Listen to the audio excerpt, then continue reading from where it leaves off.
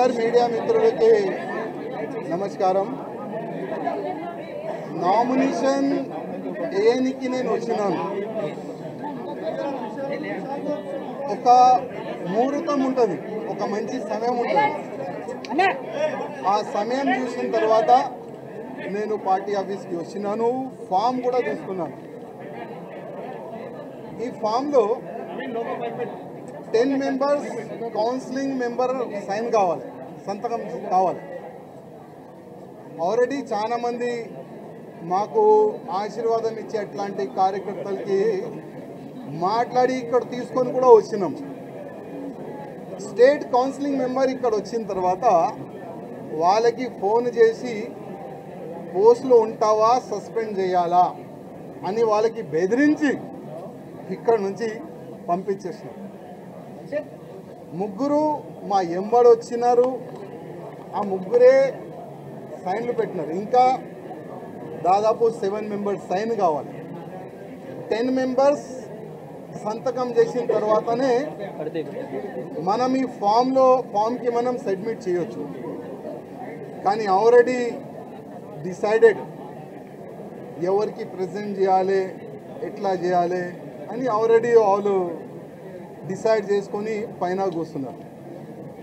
కానీ ఇవాళ కిషన్ రెడ్డి గారికి, అదేవిధంగా కేంద్ర మంత్రి వచ్చిన మేడం గారికి లిఖిత రూపంలో ఒక లెటర్ నేను ఇస్తున్నాను.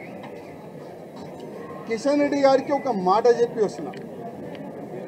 కిషన్ రెడ్డి గారు, మీ చేతి నుంచే ఇవాళ భారతీయ జనతా పార్టీలో నేను జాయిన్ అయినా. నేను నా రాజీనామా మీ చేతికే ఇస్తున్నా, ప్లీజ్ మీరు యాక్సెప్ట్ చేయండి అని కిషన్ రెడ్డి గారికి ఒక లెటర్ ఇచ్చి వచ్చిన. రిజైన్ లెటర్ పార్టీకి. ఆ రిజైన్ లెటర్లో కింద ఒక మ్యాటర్ ఇది కూడా రాసిన, కిషన్ రెడ్డి గారు, పార్టీకి నేను రాజీనామా ఇస్తున్నాను, మీరు మీ లెటర్లో స్పీకర్ గారు కూడా పంపించేసేయండి. రాజాసింగ్ ఇప్పుడు పార్టీ సింబల్ నుంచి గెలిచిండు. రాజాసింగ్ ఇప్పుడు బీజేపీ ఎమ్మెల్యే కాదు, ఆయనకి సస్పెండ్ చేయనని స్పీకర్ కూడా ఒక లెటర్ రాసిస్తే నేను దానికి సపోర్ట్ చేస్తాను. ఎందుకంటే పార్టీ సింబల్తో గెలిచిన తర్వాత, పార్టీకి రిజైన్ ఇచ్చిన తర్వాత పార్టీలో అంటే పార్టీ బీజేపీ ఎమ్మెల్యే ఉండకూడదు కదా అని ఆ విధంగా ఒక లెటర్ మా కిషన్ రెడ్డి గారికి ఇచ్చి వచ్చినారు. దురదృష్టం ఏంటంటే 2014 నుంచి ఎన్ని ఇబ్బందులు భరించి ఇక్కడ వరకు వస్తున్నానంటే మా మీడియా మిత్రులకి కొంతమందికి తెలుసు.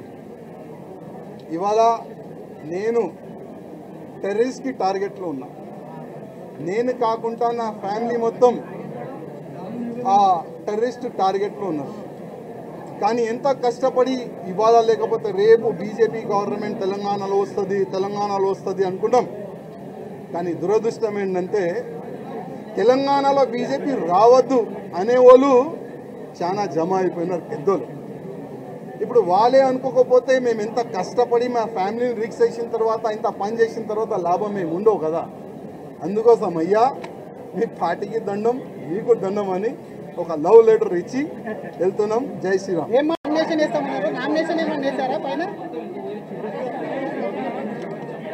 అందరు మీడియా మిత్రులకి నమస్కారం. నామినేషన్ వేయనికి నేను వచ్చినాను. ఒక ముహూర్తం ఉంటుంది, ఒక మంచి సమయం ఉంటుంది. ఆ సమయం చూసిన తర్వాత నేను పార్టీ ఆఫీస్కి వచ్చినాను. ఫామ్ కూడా తీసుకున్నాను. ఈ ఫామ్లో 10 మెంబర్స్ కౌన్సిలింగ్ మెంబర్ సైన్ కావాలి, సంతకం కావాలి. ఆల్రెడీ చాలామంది మాకు ఆశీర్వాదం ఇచ్చే అట్లాంటి కార్యకర్తలకి మాట్లాడి ఇక్కడ తీసుకొని కూడా వచ్చినాం. స్టేట్ కౌన్సిలింగ్ మెంబర్ ఇక్కడ వచ్చిన తర్వాత వాళ్ళకి ఫోన్ చేసి పోస్టులో ఉంటావా, సస్పెండ్ చేయాలా అని వాళ్ళకి బెదిరించి ఇక్కడ నుంచి పంపించేసినాం. ముగ్గురు మా ఎంబడి వచ్చినారు. ఆ ముగ్గురే సైన్లు పెట్టినారు. ఇంకా దాదాపు 7 మెంబర్స్ సైన్ కావాలి. 10 మెంబర్స్ సంతకం చేసిన తర్వాతనే మనం ఈ ఫామ్కి మనం సబ్మిట్ చేయొచ్చు.